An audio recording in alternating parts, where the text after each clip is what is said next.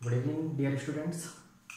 चलिए आज की क्लास स्टार्ट करते हैं। इससे पहले आप सब्सक्राइब कर लीजिएगा, लाइक कर लीजिएगा।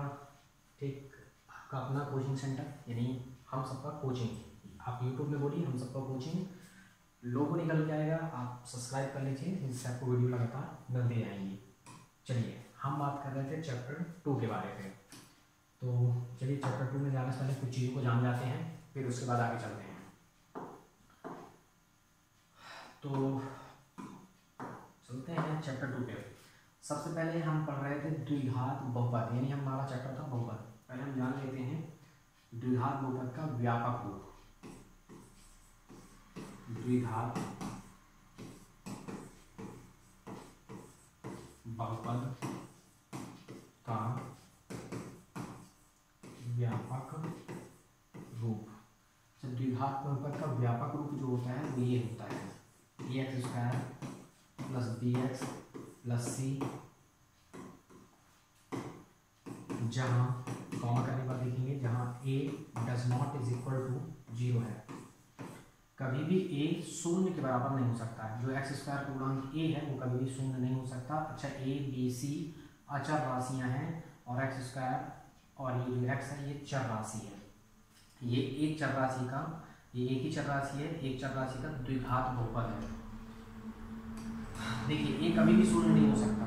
अगर आप देखना चाहते हैं तो मैं आपको बता रहा हूँ। देखिए अगर a शून्य हो जाएगा तो देखिए क्या आपको द्विघात समीकरण दिख रहा है, ये सॉरी द्विघात बहुपद दिख रहा है? नहीं दिख रहा। तो इसका मतलब ये हुआ कि ये दोनों शून्य हो जाएंगे तो चलेगा, लेकिन कभी भी a शून्य नहीं हो सकता। अच्छा, हम बात कर रहे थे शून्यक के बारे में। द्विघात बहुपद के जो शून्यक होते हैं हम कुछ चीज़ें याद कर लेते हैं। द्विघात बहुपद के शून्यक के दो शून्यक होते हैं। कल मैंने बताया था कि द्विघात बहुपद के कितने शून्यक होते हैं? 2। कल मैंने बताया था कि रैखिक बहुपद का एक शून्यक होता है, जिसे आप यहाँ पे कह सकते हैं कि अल्फा से लिखते हैं। और द्विघात बहुपद के दो शून्यक होते हैं अल्फा बीटा, और त्रिघात बहुपद के 3 होते हैं अल्फा बीटा और गामा। पर हमारे पास द्विघात बहुपद है इसलिए हम द्विघात बहुपद का पढ़ेंगे। तो द्विघात बहुपद के 2 शून्यक होते हैं। एक शून्यक को कहते हैं अल्फा और एक शून्यक को कहते हैं बीटा। मैं यहाँ पे साइड में लिख देता हूँ। एक का नाम है अल्फा पढ़ते हैं, और एक को कहते हैं बीटा। ये अल्फा है, बीटा है। बीटा इतना जो दिख रहा है वो बीटा है। चलिए इसका सूत्र होता है, शून्यकों का जो योगफल होता है, शून्यकों का योग, जो शून्यकों का योग होता है वो देखिए क्या होता है। शून्यक अल्फा बीटा होते हैं, मतलब योग मतलब अल्फा प्लस बीटा बराबर होता है माइनस का बी बेटा ए। ठीक, पेपर में आता है, सूत्र में खूब पूछा जाता है। अच्छा, ये क्या है? माइनस जो बी है वो रियल में है क्या? देखिए माइनस बी क्या है? बी जो है वो एक्स का गुणांक है, एक्स का गुणांक मल्टीपल। अच्छा, ए क्या है? ए तो एक्स स्क्वायर का गुणांक है, तो आप क्या लिखेंगे? एक्स स्क्वायर का गुणांक।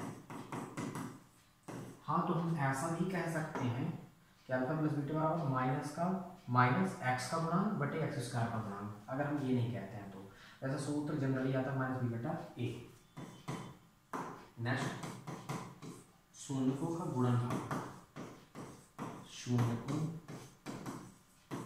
का गुणनफल यानी शून्यक अपने पास 2 हैं। एक का नाम अपने पास अल्फा और एक का नाम है बीटा। ये दोनों का हमने गुणनफल किया, जिसका सूत्र होता है C/A। अच्छा, C क्या है? तो यहाँ पे तो C अचर राशि है। ये क्या है?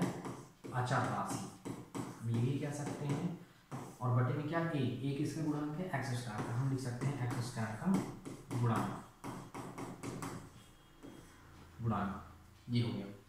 अच्छा, द्विघात बहुपद बनाने के लिए एक हमको सूत्र की आवश्यकता पड़ेगी। इसको भी हम लिख लेते हैं। एक सूत्र है, वो सूत्र है एक्स का square minus alpha plus beta into x plus alpha dot beta equal 0। इस सूत्र की जरूरत हमें पड़ने वाली है, इसलिए आप इसे अच्छे से लिख के याद करेंगे। द्विघात बहुपद का व्यापक रूप एग्जाम में पूछा जाता है, पूछा भी गया था। लिखेंगे x square plus b x plus c. ध्यान रखेंगे बहुपद में कभी भी इक्वल 0 नहीं लगाते हैं। बताएंगे जहाँ ए डज नॉट इक्वल 0 है। द्विघात बहुपद के दो शून्यक होते हैं, एक अल्फा एक बीटा।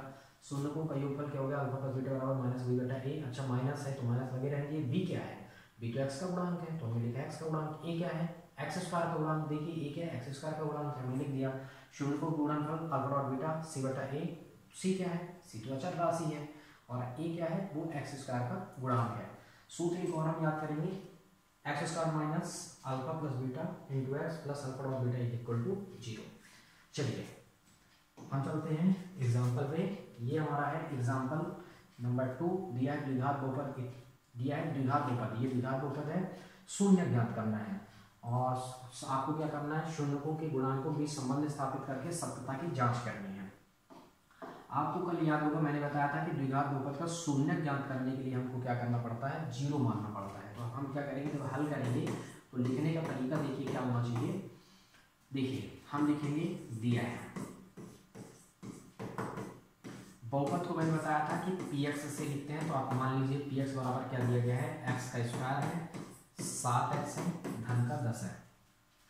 अब हम मान लेते हैं, माना क्योंकि px अगर हमारे पास जब तक px बहुपद शून्य नहीं होगा तब तक शून्य लिख लेंगे नहीं, तो मान लेते हैं माना कि px बराबर क्या है, 0। इस स्थिति में यहाँ पे रख दिए 0 और ये हुआ क्या, x का स्क्वायर और ये कितना कराया 7x और ये कितना कराया 10। बेटा ध्यान देना यहाँ पे विशेषता, पहले हम इधर को लिख लेते हैं, ये लिखते हैं x का स्क्वायर प्लस लिख दिए 7x प्लस लिख दिए 10 इज इक्वल टू कितना हुआ 0। ये एक हिसाब से गुणनखंड करना है, यानी गुणनखंड विधि से इसको हल करना है। आप 9th में पढ़े रहे होंगे, इसको कैसे हल करते हैं, शुरू वाला लिखते हैं, लास्ट वाला लिखते हैं। देखिए शुरू वाला लास्ट वाला, इसका गुणन कुछ नहीं मतलब 1, तो 10 एकम 10, 10 एकम 10, 10 निकला। 10 को आप ऐसा तोड़ो, गुणनखंड करो कि आना चाहिए, जोड़े घटाएं तो आए 7 और गुणा करें तो आए 10 एकम 10। तो देखिए नॉर्मल जब आपसे बनेगा तो आप जान जाएंगे 5 गुना 10 और 5 एकम 5 मतलब 5 तो 7। अगर आप चाहें तो लिख सकते हैं 5x धन का 2x। देखिए जोड़ के देखिए 5 2 7 आ गए, गुणा करेंगे 5 2 10 तो 10 एकम 10 मतलब हमने सही सेट किया। अब देखिए यहाँ पे आप चाहें तो अंडरलाइन कर सकते हैं, यहाँ से x कॉमन होगा तो बचे क्या, x प्लस 5, यहाँ से प्लस 2 कॉमन होगा तो बचे क्या, x प्लस 5। अच्छा गुणा करने में तो नहीं आना चाहिए, गुणा कर देखिए x square 5x 2x 2 5 10 10x हो गया। अब देखिए आगे हम लिखते हैं, ये क्या कर रहा है 2 टाइम्स है ना ये, तो मैंने इसको 1 टाइम कर दिया। अच्छा टिक नहीं करना है आपको, मैंने यहाँ पे x प्लस 5 और एक ब्रैकेट में कितना हो गया x प्लस 2। आप ऐसा भी कह सकते हैं कि x प्लस 5 कॉमन हुआ तो अंदर बचा x प्लस क्या बचा 2, इक्वल कितना हुआ 0। इसको मिटा देते हैं, ये हमारे किसी काम का नहीं है फिलहाल। चलिए मैं इसको थोड़ी सी इधर सेट करता हूँ, ये चलिए थोड़ी सी टिकाना लिख दिया हूँ मैं, कोई बात नहीं। इसको 2 पार्ट में तोड़ लीजिए, x प्लस 5 इक्वल 0 और ये कितना करा है x इक्वल 5 इधर जाकर माइनस का 5। ये कितना निकला, अगर हम देखें तो इसको भी तोड़ते हैं, x प्लस 2 इक्वल 0, यानी हमारे पास x की वैल्यू आ गई -2, ये निकल गया। यदि अगर कहा जाए तो लास्ट में आप क्या लिखोगे, आते हैं शून्यक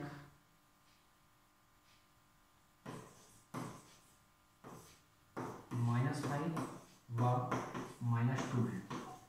अच्छा ये शून्यक रियल में क्या है, अगर हम देखें तो रियल में है क्या, ये एक अल्फा है, इनमें से कोई एक अल्फा होगा एक कोई बीटा होगा। x का मान ही मैंने बताया था कल कि x का मान ही क्या कहलाता, शून्य कहलाता। तो इसका मतलब ये हो कि इनमें से कोई एक अल्फा है और इनमें से कोई एक बीटा है। तो अगर आप देखें तो हम क्या कर सकते हैं, लिख सकते हैं अतः शून्यक ये हैं, तो कहने का क्या मतलब हुआ, तो एक किसी को मान लेते हैं अल्फा, ये अल्फा हुआ, और एक किसी को मान लेते हैं बीटा, तो ये क्या कहलाए बीटा हुआ। किसी को भी मान लीजिए, कोई फर्क नहीं पड़ता इससे। चलिए अब हम सत्यता की जांच करते हैं। ये तो हमने मान लिया कि हमारे पास 2 शून्य निकल के आ गया, बोला गया ना गुणांकों के संबंध स्थापित करना है और सत्यता की जांच करनी है। चलिए सत्यता की जांच भी कर लेते हैं अपन। संबंध स्थापित करते हैं, सत्यता की जांच करते हैं। चलिए क्या बोला गया है, शून्यकों की सत्यता की जांच। हम टॉपिक बना देते हैं सत्यता की जांच, सत्यता की जांच। अच्छा डायरेक्टली एक ही बार में लिख लीजिए। हम क्या लिखते हैं, पहले शून्यकों का योगफल। अच्छा ये हमारा टॉपिक बन जाता है। शून्यकों के योगफल में मैंने क्या बताया, अल्फा प्लस बीटा वाला क्या होता है, माइनस का बी बेटा ए। ठीक। अच्छा रियल में माइनस का बी होता क्या है, अगर आप चाहें तो ये लिख सकते हैं, क्या होता है माइनस बी क्या है, एक्स का गुणांक, एक्स का गुणांक, और ये तुम्हारे पास क्या है, ए क्या है, एक्स स्क्वायर का गुणांक। अभी मैंने इससे पहले लिख के बताया है गुणांक। तो ये हुआ। अब देखिए हमारे द्वारा किया गया सही है या नहीं है पता चल जाएगा। अच्छा हम एक काम करते हैं ना, अगले स्टेप में चूंकि लिख ही रहे हैं तो इसको नहीं लिखते हैं, क्या मतलब है, अल्फा प्लस बीटा। अच्छा आप इसको लिख लीजिए, चाहे इसको लिख लीजिए, जो लिखना आप लिख लीजिए माइनस। चलिए मैं इसको ही लिख लेता हूँ, कॉपी कर लेता हूँ मैं सीधे सीधे। ये मैंने क्या दिया कॉपी, और ये मैंने यहाँ पे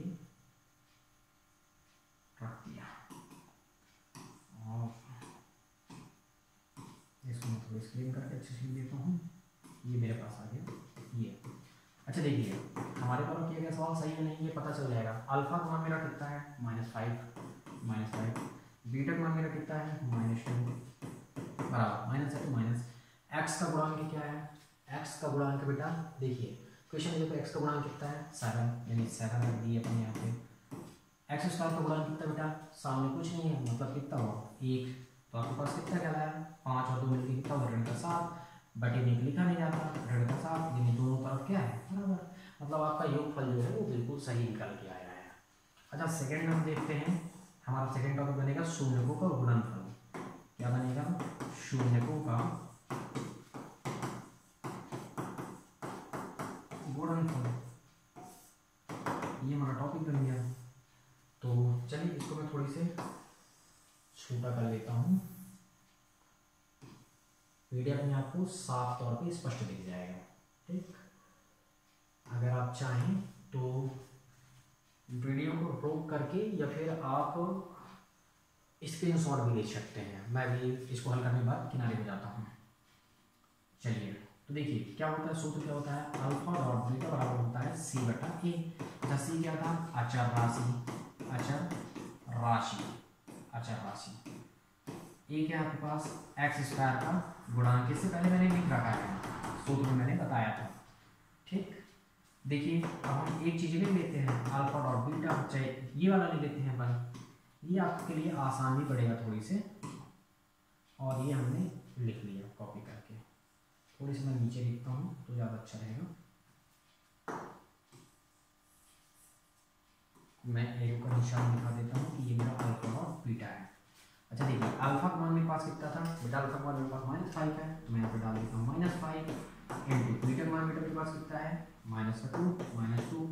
अच्छा अचर राशि मेरे पास कितनी है, तो अचर राशि मेरे पास 10, तो यहाँ पे मैंने लिखा 10। एक्स स्क्वायर का गुणांक कितना है, तो एक्स स्क्वायर का गुणांक कुछ नहीं, मतलब सामने कितना होगा 1 होगा। तो इसका मतलब मेरे पास क्या हुआ, इसका मतलब ये हुआ कि 5 दूनी 10, धन का 10 हो गया क्योंकि ऋण से ऋण धन, और ये 10/1 मतलब कितना हुआ 10, यानी दोनों तरफ का मान क्या है बराबर है। इसका मतलब ये हुआ कि हमारे द्वारा किया गया जो सवाल है वो पूर्णतः क्या है, सत्य है, यानी सही है। चलिए मैं इसे थोड़ी छोटा करता हूँ, आप चाहें तो इसका स्क्रीनशॉट भी ले सकते हैं, या फिर आप जब पीडीएफ में देखेंगे तो आपको बिल्कुल क्लियरली दिखाई देगा। ठीक, उसके बाद हम देखते हैं नेक्स्ट क्वेश्चन, सेम इसी तरह का है। ये क्वेश्चन खूब पूछे जाते हैं। अच्छा एक चीज़ मैं आपको और बताना चाहता हूँ, जैसे मैंने किया ये द्विघात बहुपद यहाँ तक 2 नंबर के एमपी बोर्ड में 2 ही नंबर में यहाँ से यहाँ तक पूछा जाता है। द्विघात बहुपद इतने में केवल शून्य, केवल आपको शून्य ज्ञात करना है, यहाँ तक करना है, इसके अतिरिक्त कुछ नहीं करना होता है। लेकिन जब 3 नंबर में क्वेश्चन आगे बढ़ाएगा तब आपके पास पूरा करना पड़ेगा, तो ध्यान रखिएगा कि कहाँ तक का क्वेश्चन आपसे वो पूछ रहा है। चलिए नेक्स्ट क्वेश्चन देखते हैं। आप देख सकते हैं हमारे पास क्वेश्चन है ये, तो हम इसको करेंगे हल।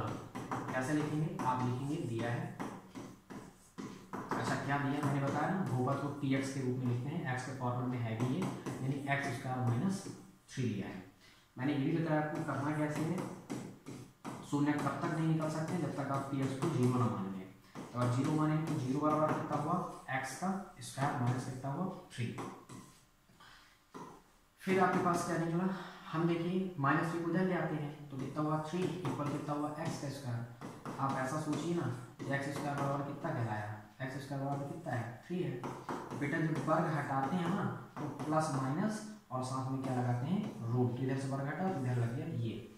इसका मतलब क्या हुआ, इसका मतलब ये हुआ कि एक बार धन का रूट 3 है और एक बार ऋण का रूट 3 है, इसका ही मतलब हुआ।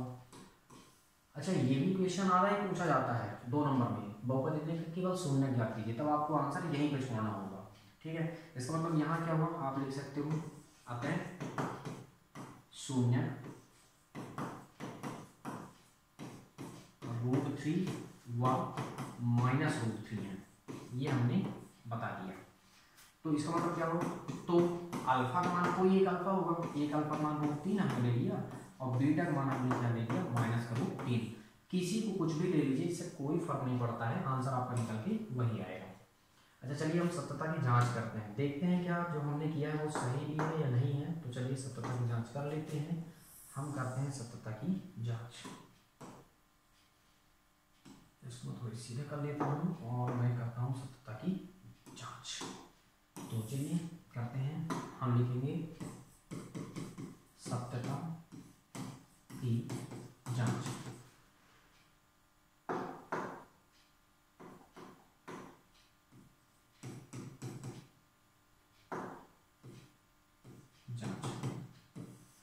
पहले नंबर में हम क्या लिखेंगे, शून्यकों का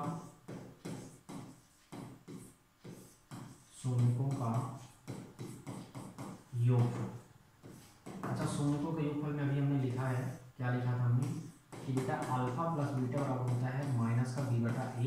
इसको माइनस बी क्या है एक्स का गुणांक है, एक्स का गुणांक होता है, और ए जो होता है वो होता है एक्स स्क्वायर का गुणांक। चलिए अब हम क्या करते हैं, इस चीज को सिर्फ 2 को ही लिखते हैं, तीसरा लिखने की जरूरत नहीं है। ये हुआ और हमने कॉपी किया इसको, मतलब ये दोनों हम लिख लेते हैं, माइनस बी बटा ए लिखने की जरूरत अपन को नहीं है, ये हमने लिख लिया।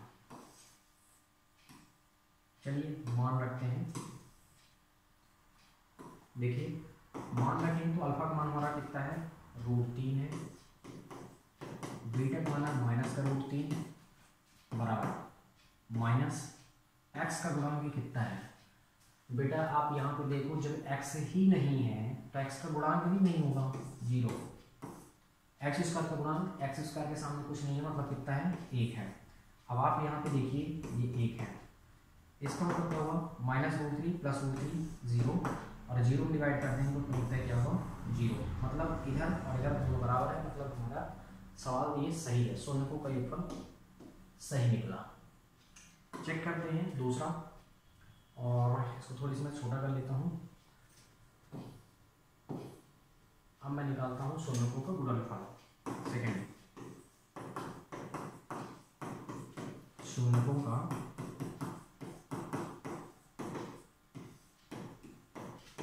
गुणनफल क्या होता है, अल्फा डॉट बीटा बराबर होता है सी बटा ए। अच्छा सी क्या था अचर राशि,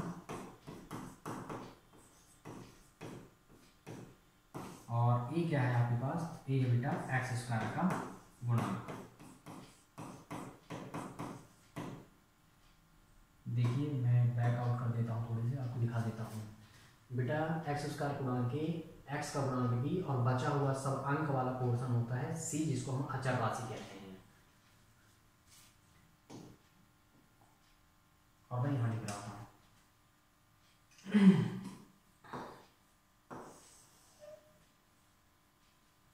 चलिए और देखते हैं थोड़ी से आगे, इसको मैं नीचे तक ले जाता हूँ।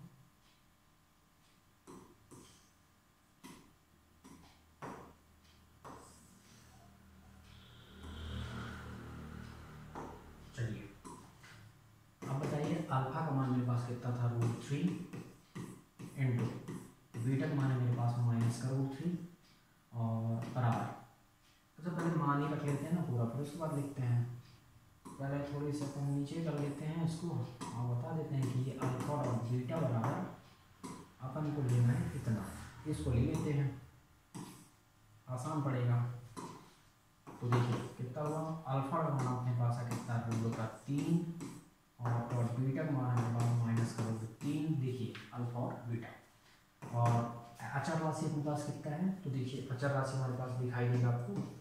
अचर राशि आपके पास बेटा ये हमने माना था, ये अचर राशि है 3, कितना आपके पास 3, वो भी माइनस का 3 बेटा, -3। और एक्स स्क्वायर का गुणांक कितना है, तो एक्स स्क्वायर का गुणांक बेटा अपने पास कितना है, एक्स स्क्वायर गुणांक है 1, तो आप रख लीजिए 1, तो हम यहाँ पे रख दिए 1। देखिए माइनस का है तो माइनस सामने √3 से √3 का गुणा होगा तो 3 त्रिकाई कितना हो जाएगा, रूट का 9 और √9 को लिखेंगे 3, यानी ये आ गया 3 और ये भी तो आ गया -3। तो बटे में नहीं लिखा जाता, मतलब ये भी सही है। तो ये सत्यता की जांच हो गई कि मतलब हमारे द्वारा किया गया सवाल क्या है, सही है। तो ये आपके पास आपको PDF के तौर पे मिल जाएगा, ये हुआ। अच्छा मैं एक काम करता हूँ, मैं इसको साइड पे रख देता हूँ।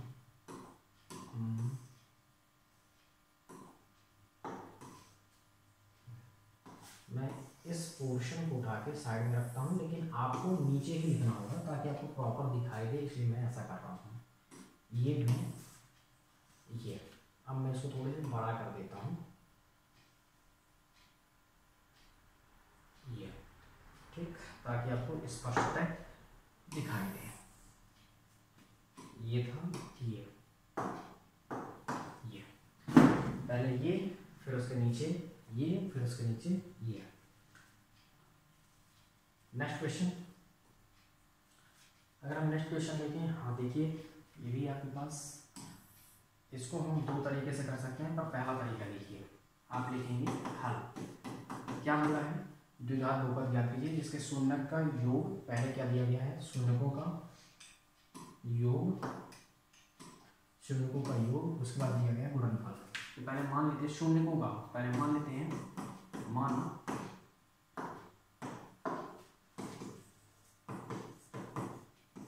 द्विघात बहुपद ये शून्यक अल्फा व बीटा है, यह मान लिया। अब देखिए दिया क्या है,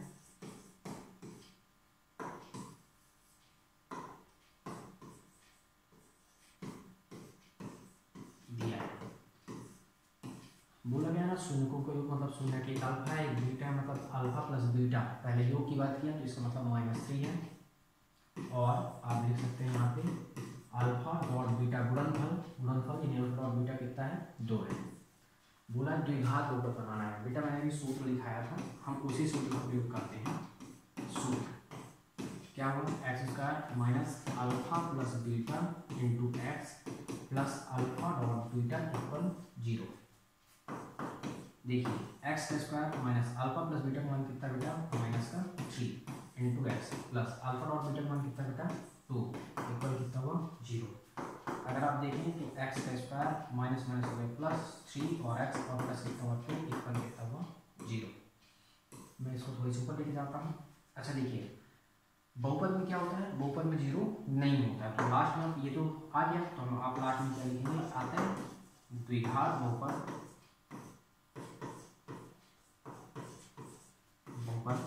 एक्स स्क्वायर प्लस का 3x प्लस का 2 है। अच्छा बराबर 0 नहीं लिखना है, तभी आपको नंबर मिलेंगे, नहीं तो नंबर आपको नहीं मिलेंगे। ये आपका क्या कहलाया, आंसर। नेक्स्ट देखते हैं। अच्छा नेक्स्ट अपन कुछ चीज़ें देख सकते हैं, अगर आप प्रैक्टिस करें तो आप कर सकते हैं, ऐसा नहीं है।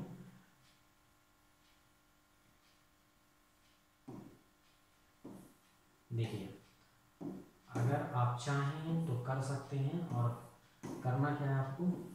अच्छा एग्जाम्पल नंबर 5 मैं आपको इसलिए नहीं बता रहा हूँ, बता दूंगा मैं, ऐसा नहीं है, इसलिए नहीं बता रहा हूँ क्योंकि आप देखिए इसमें लगाया हुआ है स्टार, लगा है स्टार, और स्टार वाले पॉइंट में क्या लिखा है कि यह परीक्षा की दृष्टि से नहीं है, क्योंकि अभी हम परीक्षा के लिए एमटी बोर्ड के लिए काफ़ी तैयारियाँ कर रहे हैं, इसकी वजह से अपन उसको नहीं देख रहे हैं। देखिए 2.2 लास्ट प्रश्न वाली है ये, ठीक ना, हमारे नए बुक के अकॉर्डिंग ये हमारे पास लास्ट प्रश्न वाली है। ये जैसे मैंने अभी एग्जाम्पल में बताया उसी हिसाब से आपको करना है। जैसे देखिए शून्य ज्ञात करना है और संबंध स्थापित करना है, ये समीकरण दिए गए हैं। द्विघात बहुपद बताना है, गुणनफल और शून्य यानी योगफल और शून्य गुणनफल क्रमशः दिए हुए हैं। अब इसके बारे में हम नेक्स्ट डे चर्चा करेंगे। आप कोशिश करिए और लगाने का प्रयास करिए। अगर बन जा रहा है तो अच्छी बात है, नहीं बन रहा तो मैं सारे क्वेश्चंस इसके कल मैं आपको वीडियो इसके अपलोड कर दूंगा। आज के लिए बस डियर इतना ही। Thank you. अच्छे से पढ़िए, नोट्स बना के पढ़िए, ठीक ना। ध्यान से सुनिए, समझने का प्रयास करिए, ठीक ना। सारी चीज़ें समझ में आएंगी, कोई भी चीज़ असंभव नहीं है। यदि आपको सूर्य की तरह चमकना है बेटा तो सूर्य की तरह तपना भी पड़ेगा, मेहनत तो करना ही पड़ेगा। कोई शॉर्टकट नहीं है, कोई ऑप्शंस नहीं है, मेहनत करना पड़ेगा, जी जान लगा के मेहनत करना पड़ेगा। थैंक यू बेटा।